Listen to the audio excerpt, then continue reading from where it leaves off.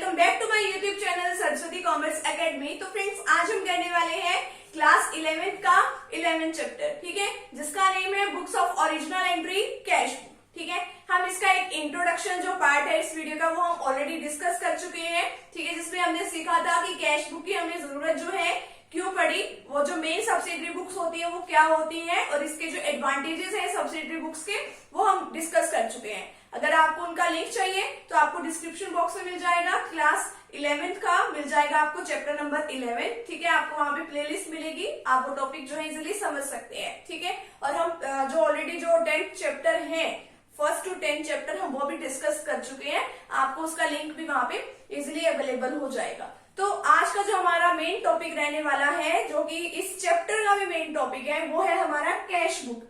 कि cash book क्या होती है, हमें इसकी नीड अराइज क्यों हुई, ठीक है। हम इसके एडवांटेजेस करेंगे कि हमें कैश बुक अगर हम मेंटेन करते हैं तो उसके क्या क्या फायदे हैं, और कैश बुक को हम सब्सिडरी बुक और प्रिंसिपल बुक क्यों कहते हैं, ठीक है। आज हम ये सब कुछ डिस्कस करेंगे। तो फ्रेंड्स, अगर आप चैनल पे न्यू है तो चैनल को आप प्लीज सब्सक्राइब कर दीजिए।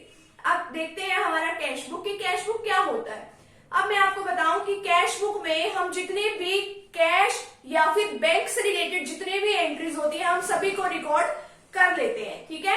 कैश या बैंक से रिलेटेड जितनी भी एंट्रीज है, यानी कि हमारे पास कितनी कैश आई है, कितनी कैश हमारे पास से गई है, यानी कितनी कैश रिसिप्ट हुई है और कितनी हमारे से कैश पेमेंट हमने करी है, वो सब यहाँ पे रिकॉर्ड कर लिया जाता है। अब हम यहीं पे इसको कैश बुक में क्यों रिकॉर्ड करते हैं, हम जर्नल में क्यों नहीं रिकॉर्ड करते। हम जर्नल में इसलिए नहीं रिकॉर्ड करते क्योंकि हमारे ऑर्गेनाइजेशन का जो साइज है, अगर हमारा ऑर्गेनाइजेशन यानी कि हमारा जो बिजनेस है छोटे लेवल का है, यानी छोटा बिजनेस है, उसमें ट्रांजेक्शन्स कम हो रही है तो हम जर्नल में रिकॉर्ड कर लेंगे। और अगर दूसरी तरफ अगर हम कहें कि हमारा बिजनेस बहुत बड़ा है, अगर बिजनेस बड़ा है तो डेली बेसिस पे बहुत सारी ट्रांजेक्शन्स हो रही होंगी, तो हम क्या करते हैं, जितनी भी ट्रांजेक्शन्स होती हैं तो हम उसको अलग अलग कैटेगरी में यानी कि अलग अलग सब्सिडरी बुक्स में हम उसको डिवाइड कर देते हैं। तो उसमें एक मेन पार्ट हमारा कैश ट्रांजेक्शन्स का भी है, ठीक है। हमारी जो कैश बुक में हम क्या करते हैं, जितने भी हमारी कैश से रिलेटेड एंट्रीज होती है हम उसको रिकॉर्ड करते हैं।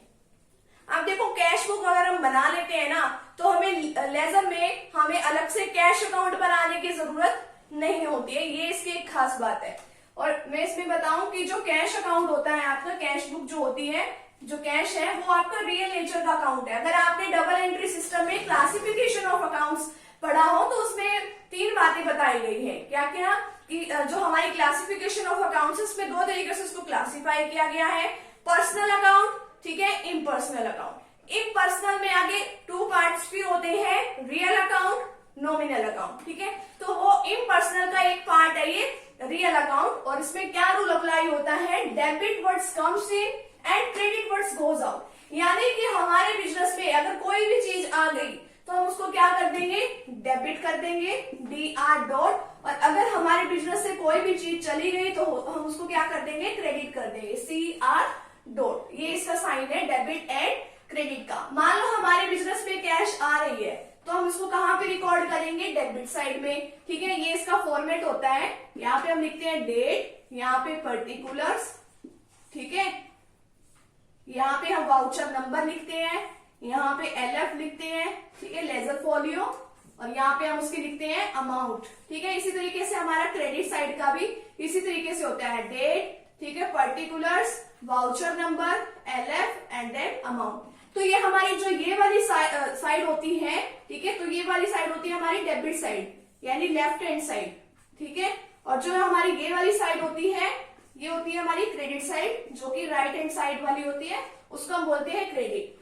तो हम इसमें इस तरीके से रिकॉर्ड करते हैं, अगर हमारे बिजनेस में कैश आ रही है तो हम इसको डेबिट साइड में रिकॉर्ड करेंगे, और अगर हमारे बिजनेस से कैश जा रही है तो हम इसको क्रेडिट साइड में रिकॉर्ड करेंगे, ठीक है। तो ये होता है इसका कि ये रियल अकाउंट किस तरीके से है। हमने इसका थोड़ा सा फॉर्मेट में डिस्कस कर लिया, वैसे हम इसका फॉर्मेट जो है नेक्स्ट वीडियो सेशन में डिस्कस करेंगे, जहां पे हम सीखेंगे टाइप्स ऑफ कैश बुक कौन कौन सी होती है, ठीक है। अब नेक्स्ट आते हैं इसके एडवांटेजेस की। एडवांटेजेस क्या क्या है कैश बुक को मेंटेन करने के। फर्स्ट तो ये है कि cash book is a journal as well as ledger. Cash book एक जर्नल भी है और लेजर भी है। जर्नल तो ये इसलिए है क्योंकि देखो, अगर हमारे बिजनेस का साइज छोटा होता तो हम जर्नल में रिकॉर्ड कर लेते हैं ना इसको, ठीक है। अब ये एज अ सब्सिडरी बुक हम इसमें रिकॉर्ड कर लेते हैं। जर्नल की तो सब्सिडरी बुक है, और लेजर ये इसलिए है क्योंकि अगर हम कैश बुक मेंटेन कर लेते हैं तो हमें कैश अकाउंट बनाने की जरूरत जो है नहीं होती। ठीक है।